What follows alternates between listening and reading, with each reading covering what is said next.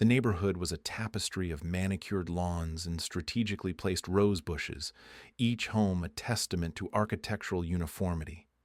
The HOA here was a force, a governing body wielding power over shrub heights and mailbox colors. In the heart of this pristine suburbia, I found myself in a cozy rental, a humble abode nestled between looming mansions. It was a quiet place, or so I thought when I first moved in. Karen was the self-appointed queen of this realm, a woman with a voice that could pierce concrete. She had an affinity for rules and an allergy to those she deemed outsiders. To her, renters were a temporary blight, a blemish on the neighborhood's polished facade. I was no exception, merely another tenant passing through her kingdom. Her first salvo came in the form of a politely veiled letter slipped under my door, a reminder of the community guidelines, a note on the importance of adhering to waste disposal schedules. A gentle nudge, she might have thought. To me, it was the opening move of a chess game I never wanted to play. I folded the note carefully, placing it in a drawer with a collection of other such correspondences. A drawer meant for things that wouldn't matter in the grand scheme. I chose not to respond. Silence was my shield and patience my sword. Life was too short for petty skirmishes over bins and recycling days. The next week, a knock on my door revealed a summons to the monthly HOA meeting. A summons, not an invitation. Karen stood at the helm, her eyes scanning the room with the precision of a hawk. She was immaculate, poised, and ready to enforce her doctrine. The meeting was a parade of neighborly complaints and thinly veiled accusations. Each word was a barb, a reminder of my status. Renter. I sat quietly, a ghost in a room full of self-important specters. My presence was acknowledged only as an afterthought, a checkbox on a list of grievances. Karen's gaze lingered on me, a curious blend of disdain and triumph. But I held my ground, my silence becoming my strongest ally. I would not give her the satisfaction of a reaction. Life had taught me the power of stillness, the strength in observing rather than reacting. Karen's world was one of noise, of bluster and bravado. Mine was one of calm deliberation. As the meeting adjourned, I wandered back to my rented haven. The air was crisp, the stars indifferent above. I pondered the nature of power, how it rested in the hands of those who wielded it with care, and how it slipped from those who grasped it too tightly. Karen's reign was fragile, built on the shifting sands of pettiness and control.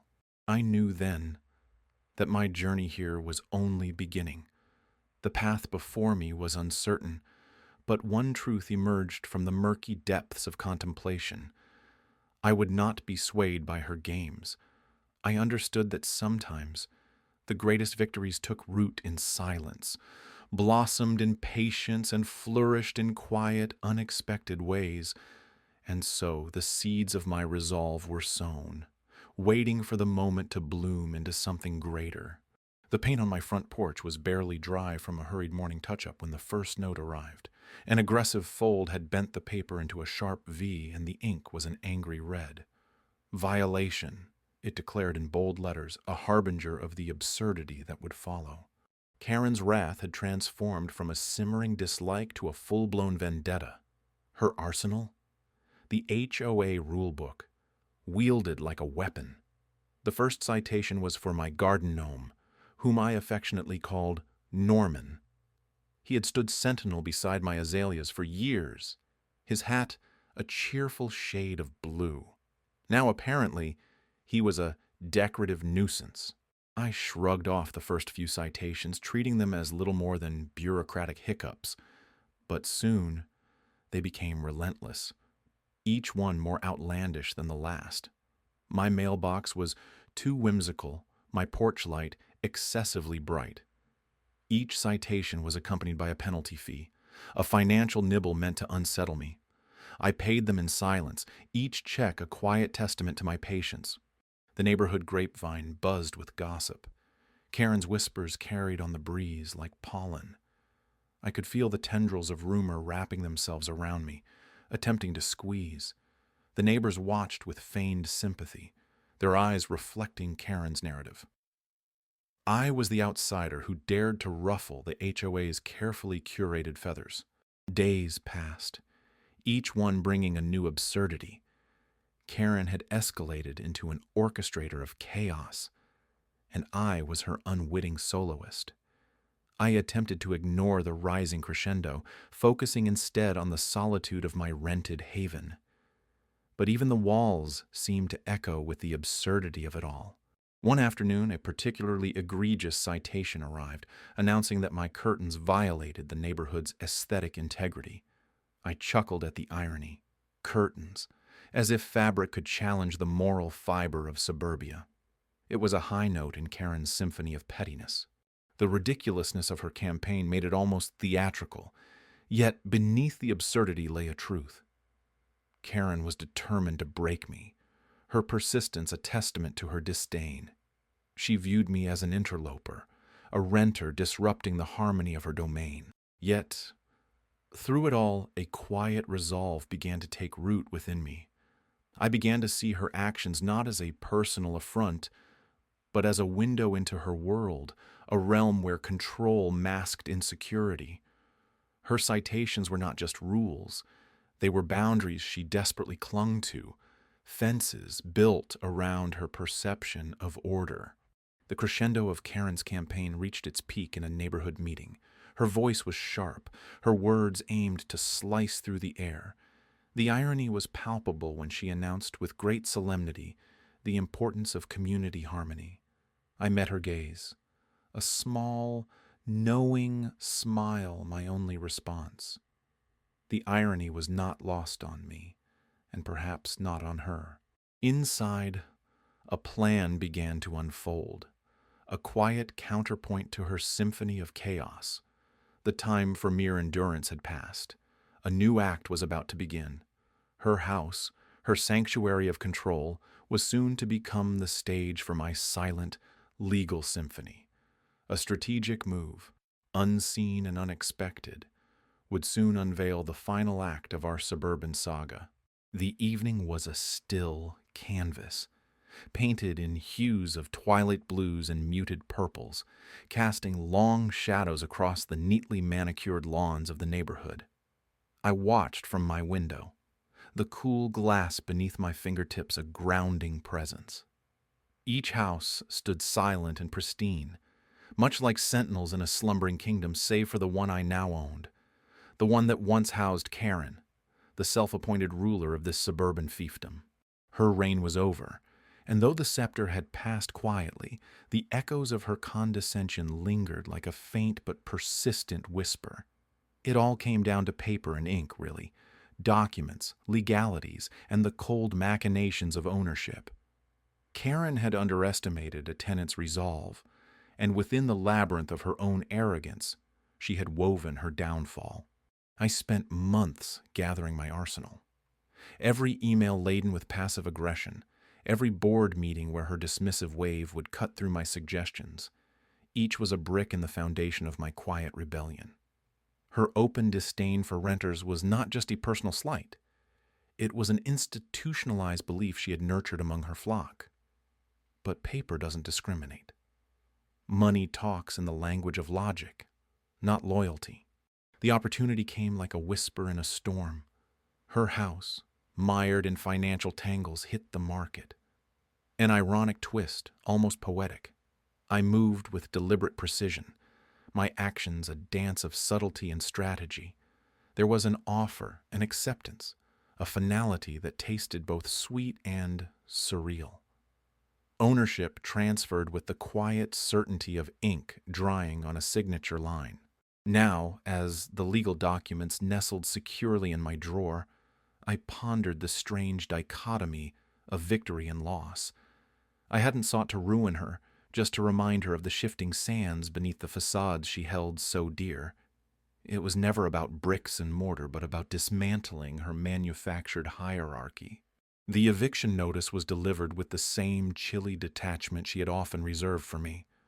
Not out of malice, but necessity.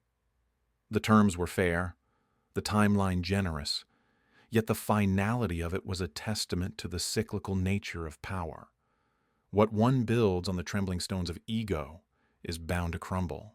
I remember her eyes when the realization hit, a flicker of disbelief, then resentment, a swirling tempest of emotions battling behind a veneer of forced composure. In that moment, I almost felt a pang of empathy. Almost. The neighborhood whispered in hushed tones. Some watched with thinly veiled curiosity, others with a satisfaction they dared not voice.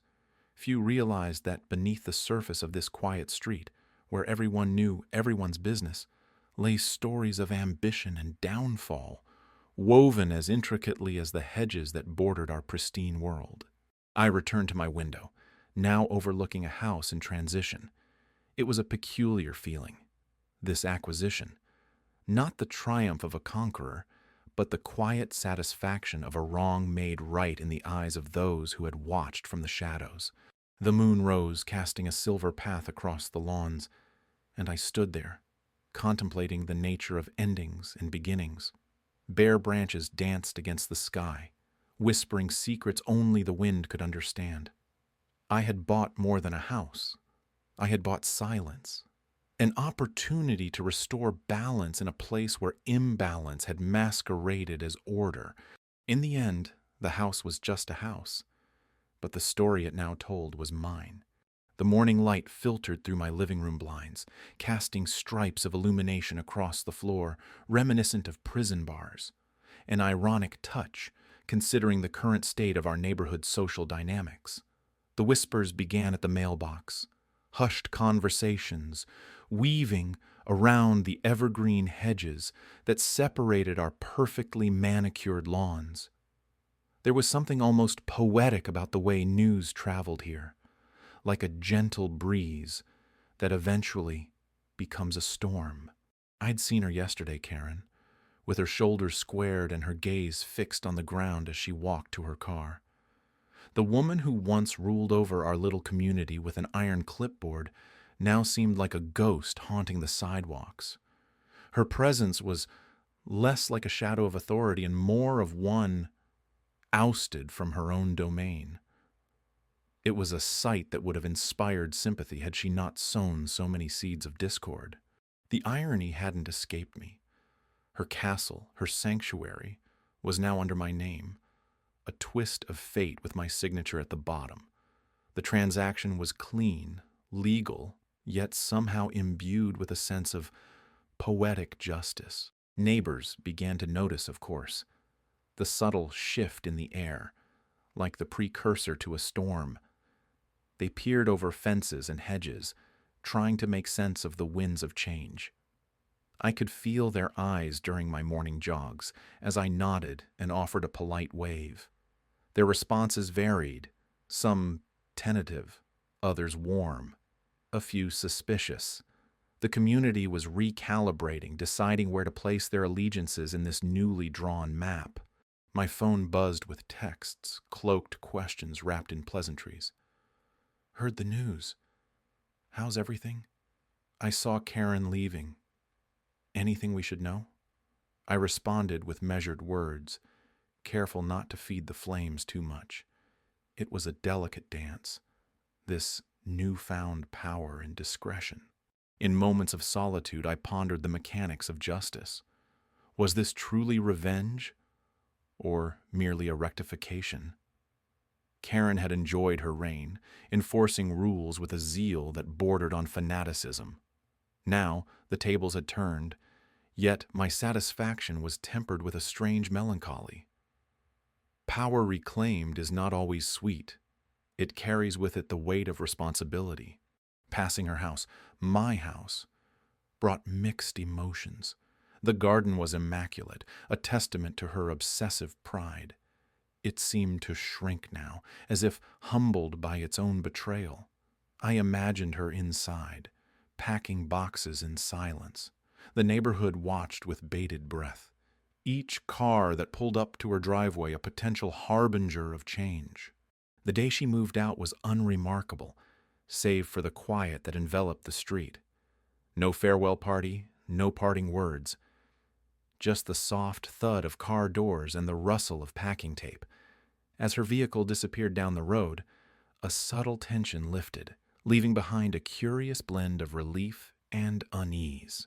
Life resumed its rhythm, but the undercurrents were different. My presence at HOA meetings was now acknowledged with a respect that hadn't existed before. Not fear, but a recognition of authority. I wielded it carefully, aware of the delicate balance between leadership and tyranny. As I stood on my porch, watching the sun dip below the horizon, I realized this saga was not an ending, but a beginning. The neighborhood was a living entity, adapting and evolving, and I, its new custodian, was tasked with guiding it through these changes. The power was not in ownership, but in stewardship. An irony, perhaps, that Karen never understood. The morning was quiet, save for the soft rustle of leaves against the brick facades of our neighborhood. The sun, a golden disk, peeked shyly over the horizon, casting long shadows that stretched across the perfectly manicured lawns.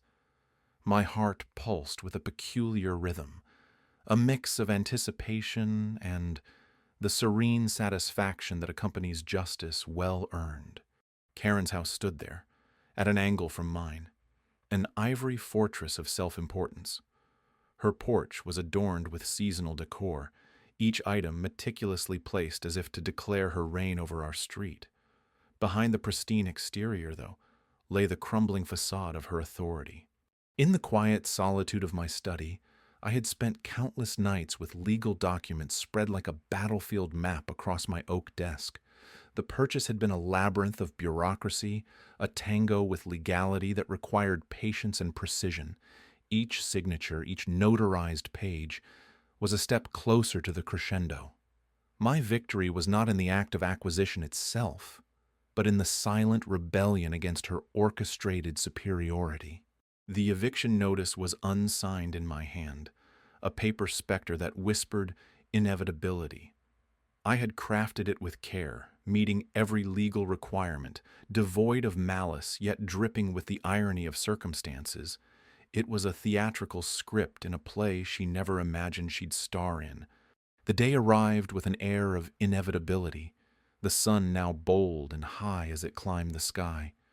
I stepped out, the gravel crunching beneath my shoes, every step deliberate, every moment savoring the taste of quiet triumph. The click of the mailbox opening was almost imperceptible, but in my ears it sounded like a gavel striking down in a courtroom. Karen's curtain twitched. Her curiosity was a creature of habit, peering through the glass with the subtlety of a great cat lurking in the underbrush. A single envelope, unassuming in its appearance, nestled within her mailbox. It carried the weight of change, the collapse of a kingdom built on fragile pride. I watched from my window as she crossed the street, her movements precise, the embodiment of controlled agitation. She reached into the mailbox, her fingers clutching the envelope. For a moment, the world stood still. She opened it with a grace that belied the turbulence beneath her surface. Her face, framed by neatly styled hair, morphed from curiosity to disbelief, then rapidly descended into anger. It was a silent performance, but I understood every act. She looked around, as if expecting hidden cameras or the sudden appearance of a magician to undo the spell. As she looked toward my house, her eyes met mine across the distance. There was a charged silence, a moment crystallized in time, where her understanding blossomed into a realization both bitter and profound. It was the kind of irony that tasted like cold metal. The truth of her eviction crystal clear, sealed by her own judgments. In that moment, words were superfluous. In the theater of our small community, this was the closing scene, the final act where the protagonist steps into the light, victorious not by force but by the simple act of turning the tables. Her kingdom, once mighty, was now a memory, overshadowed by the quiet power of retribution. I turned away from the window, leaving her on the stage of her own making. I had no words of consolation or gloating. Her path was now her own to navigate. As I resumed my day, a calm settled over me, the kind that follows a storm, where the air is clearer and the world feels touched by an unseen hand that restores balance. The day dawned with a peculiar serenity, a calm before the storm that wasn't so much ominous as it was exhilarating. The sun rose with the kind of light that seemed to magnify every detail, like a spotlight on a theater stage, illuminating the final act of a long, contentious drama. I felt the anticipation in the air as I stepped outside, a gentle breeze carrying whispers of change through the neighborhood. The community had watched our saga unfold with bated breath, an amusement of sorts in their mundane routine. Karen, with her fiery temper and razor-sharp smile, had been the unchallenged queen of this HOA kingdom for so long, but even queens fall when the ground beneath them shifts, when the tide they thought they controlled suddenly turns. I walked the familiar path to her house, now my house, each step a reminder of the journey. The oak trees lining the street seemed taller today, their leaves rustling in a symphony of approval. My footsteps were measured, each echoing with the confidence of someone who had finally won a long-fought battle. Karen had been the embodiment of ironclad rules and rigid order. Her disdain for renters was as loud as the floral prints she wore like armor. I had entered this community as a temporary dweller in her eyes, a transient shadow in her perfectly manicured world. But shadows have a way of growing with the light, creeping in until they're impossible to ignore. I approached the house, the one I now legally owned. Its facade seemed different today.